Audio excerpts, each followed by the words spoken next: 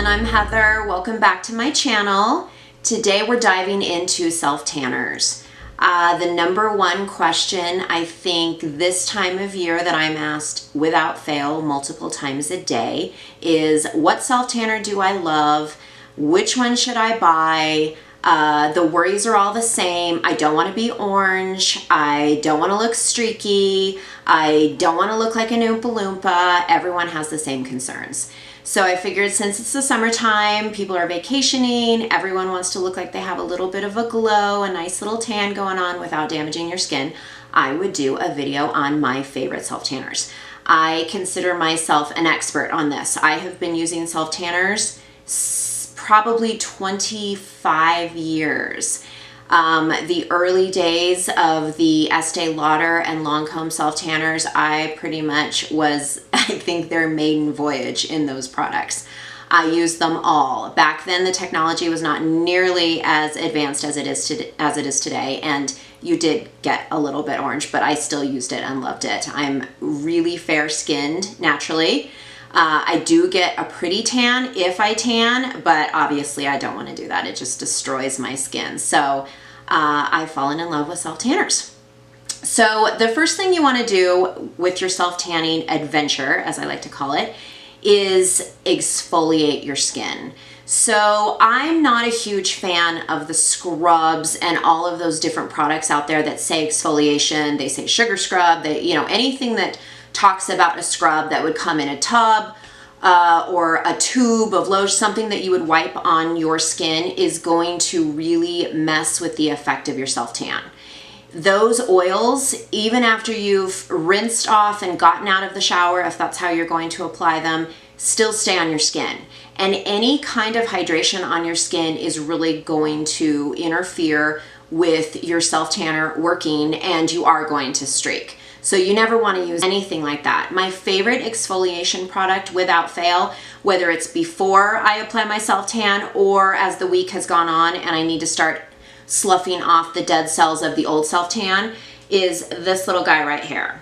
So this is an exfoliation glove. It's from, I think it's Earth's Therapeutics. Anyway, it's in Ulta. You can find it in every Ulta. There's a pack of 2, obviously. It's a pair. I want to say they're about $5.99, not expensive at all. They have no conditioning agents, nothing in them. It is just the exfoliating glove. They do sell some that will have aloe and different things. Don't do that. You don't want anything added to your skin before you start self-tanning. So I get in the shower and I use Dove unscented soap. I kind of rub it a little bit on that glove and just start exfoliating everywhere. I go all the way up my neck, all the way down to the tips of my toes. That's a good way to prep your skin for the first self-tan of the season, or like I said, when you are needing to exfoliate your old self-tan away. So I always make sure I have gotten a good exfoliator in. As far as shaving my legs, it's a no. You want to shave your legs at the very earliest the day before. It's really better to do it 2 days before you're going to apply your self-tanner. If you don't, that self-tan sinks into those open pores on your legs, and you'll get those little pin dots all over your leg. That's the word I'm looking for.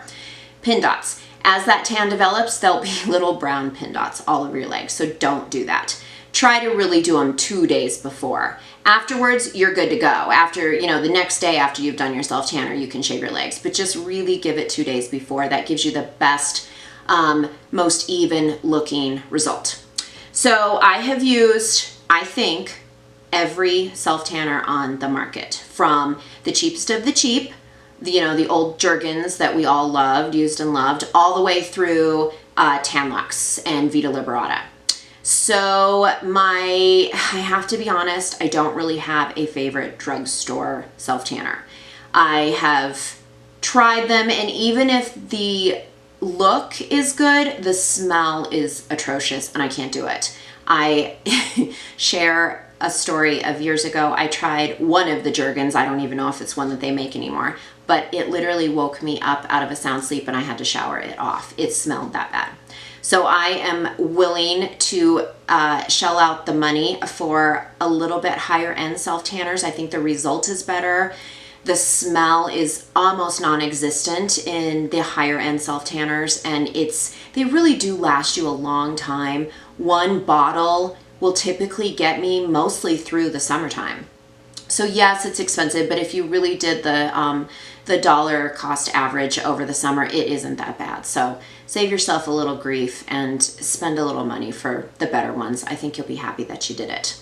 So my favorite brand above all is Tan Luxe. I grabbed them out of my cabinet here. I have Tan Luxe The Water. You can see I'm starting to get low on that one. And I have Tan Luxe Hydro Mousse. So what you'll notice right away is they're clear. So that means there's no color guard. The color guard is that brown look to the product when you apply it so that you can see where you're applying it. Now, most manufacturers will tell you that you need that. I totally disagree. If it's a good product, it doesn't matter. You just really want to keep track of the sections of your body that you've already done and make sure you don't miss any sections. As long as you are really paying attention as you're applying it, you don't need a color guard. I don't care for a color guard because they transfer onto other things. I find they're all over my bed sheets when I wake up the next morning. I always have to wash my sheets multiple times a week if I'm using a self tanner with a color guard. They tend to feel a little stickier to me. I don't know if that's just a personal thing, but I really feel like they're stickier, and I just don't like it. I feel like I stick to everything. So I love the Tan Luxe. These don't have a high concentration of alcohol in them at all. They're actually quite hydrating. My favorite is definitely the water. The reason I love the water is because it isn't sticky at all. It dries instantly. The foam, I think, has a little bit of stickiness. Nothing like the ones with a color guard and things and other brands, but I still feel like the water is the way to go. The only thing I don't love about it is obviously as you're spraying sections of your body, you're losing some product because it is a spray. So the way I use this one is I start in a section, this on my forearm, start spraying it, put on a mitt. You want to grab one of those handy dandy mitts that you can find at Ulta, Sephora. You can probably even find them at Walgreens. Lots of different brands make them. And you just start rubbing the product onto your skin. So for drier areas of your body, those would be elbows, knees, ankles, feet, that whole area. It is okay to do a really light moisturizer, but that's the only place I want you to put any moisture before you do your self tan. Moisturizers, any lotions of any kind, those are what are really going to make your product streak. So again, back to the shower, like I was saying, do not use any kind of exfoliation that has hydration. Same goes for a soap when you're showering that morning before you do it, or that night.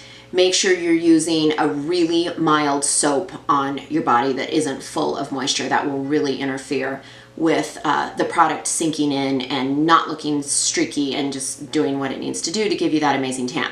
So anyway, sections with the water, forearm on both arms, then up here, all the way through here.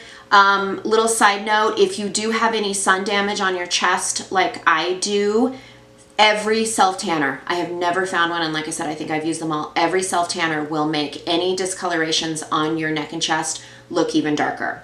So I usually actually avoid that area, and then I will just bronze it with any bronzer that you've used on your face. I will just lightly go over that kind of V area and up the neck with one of my bronzers that I'm using and loving at that particular time.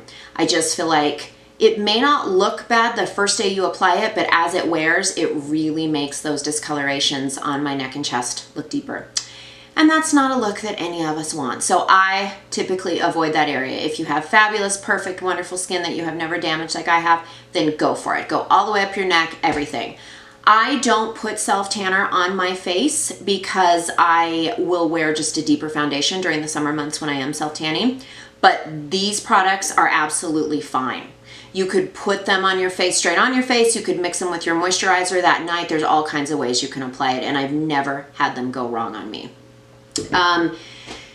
So we're going in sections: arm, forearm, upper arm, forearm, upper arm, shoulders. If you have someone who can apply it on your back, then great. They do sell applicators for your back. They are, I think, around $9 or $10. It's just a long wooden handle, and then it has a foam applicator on the end, and you can do your back area with that. That's where my husband comes in. He gets the lovely job of doing my back for me. Stomach, I pretty much do every inch of me. All the way down the legs, fronts and backs, make sure the back of my thighs are nice and tanned up. Just really give everything, I would say it's a good 3 sprays per section. And like I said, then I put my hand in the mitt and just really rub it all in. That is pretty much the easiest method for those parts of your body. For your feet and hands, if you don't want to leave them white, which I think that's crazy, I see it all the time, but I know that I know some people don't like to do their hands and feet because they think it looks horrible, but I think it looks crazy if you don't. So my favorite method for doing that is a kabuki brush. So this one is an old one. I have had this forever. This is from Bare Minerals. I don't even think they make it anymore, but I've had it for a long time. So this is my little go-to for my self-tan operation. So I grab my kabuki brush, grab my product, spray the brush. Just one spray should do it. Take the backs of your hands, go all over them. Get in between your knuckles, right there. Make sure you've gotten every little nook and cranny. Obviously, you're not gonna go on the palms. You'll look crazy if you do that. One spray per hand, then down to your feet. Again, from your ankles all the way to your toes, one spray, just the top of the feet, kind of around that ankle side bone, but less is more for those areas. The same is true for your knees and elbows. I usually wait to go over those until whatever's, you know, the very end of what's left on my mitt for that section that I was doing. You don't want to go heavy on any dry areas on your body. It's just, it picks up too much of the product and you're going to look crazy. It darkens so much more than the other areas of your body. So just go lightly over knees, elbows, feet, and hands. So that's a good little rule of thumb. During the week that you've self-tanned, I usually do it once a week, you want to make sure you're doing a really good moisturizer, and preferably no products, no moisturizers that have any exfoliating properties in them. So no glycolic acids, no salicylic acids. That's really going to eat away at your tan. There are a lot of body products now that have those ingredients, and that doesn't play well with self-tanner. So save those for the winter months. Or areas that you're not self-tanning, because you're just going to eat away at your tan and that's going to look uneven and patchy too. So make sure you're using a good moisturizer. Like I said, with Tan Luxe, I only have to do once a week. Typically I do it every Friday. That takes me through the weekend. I look good through the weekend. And then as that week wears on, I will use that little exfoliating mitt that I showed you just to kind of slough off the dead cells as the week's going on. It makes it look more even, but I don't have a problem with Tan Luxe wearing off unevenly at all. It always looks really great. It doesn't get those little patchy, you know, parts of your skin that looks like you're peeling like a snake. This product doesn't do that.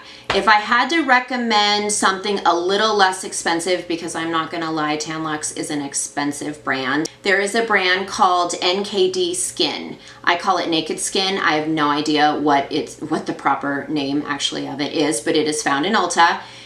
They don't have a water. They only have lotions and mousse, and both of them have color guards in them, so you can see where you're putting them. Those are about $19.99 a bottle. They are a natural brand. It's labeled organic, and I believe it's out of the UK. So that's a good brand. If you want to save a little money, it's about half the price of Tan Luxe. I'm not going to tell you that I like it as well as Tan Luxe, but if you want another option and you're on a little bit stricter budget, then that would be a really good one to go with. I think the parent company for that is Vita Liberata, and that's a very expensive brand.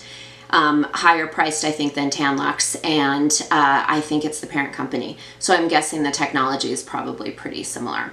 So I think that wraps it up. Keep moisturized. Make sure that you're just maintaining your tan. If you do all of those little tips and tricks I've given you, you should have a beautiful glow to take you all through the summer and even in the winter months if you're like me and you like to have that look all year long. So thanks for joining me. I hope this helped. Leave me any questions or comments if you want. And until next time, I hope you all have a great afternoon. Thank you. Bye-bye.